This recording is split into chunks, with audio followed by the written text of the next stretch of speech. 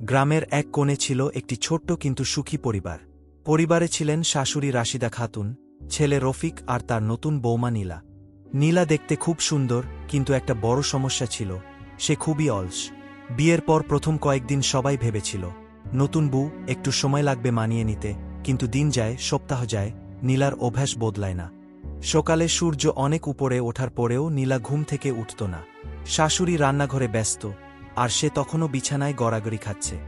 বৌমা, সংসার করতে হলে একটু কষ্ট করতে হয়। সারাদিন ঘুমিয়ে থাকলে কি চলে?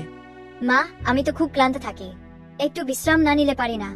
নীলা, তুমি যদি মাকে একটু সাহায্য করতে তাহলে মা খুশি হতেন। আচ্ছা, করব, কাল থেকে। এভাবে দিন কাটতে লাগল।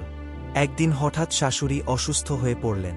ডাক্তার এসে বললেন, ওনাকে বিশ্রাম দিতে হবে, কাজকর্ম একদম করা যাবে না। এবার পুরো সংসারের দায়িত্ব এসে পড়ল নীলার উপর। প্রথম দিনেই সে বুঝল কাজ কত কঠিন।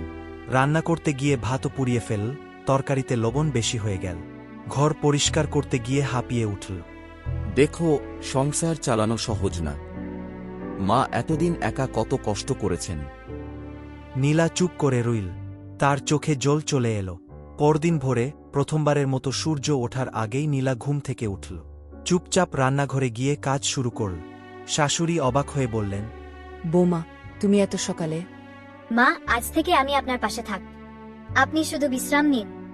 মা, আপনি না থাকলে আমি কখনো শিখতাম না।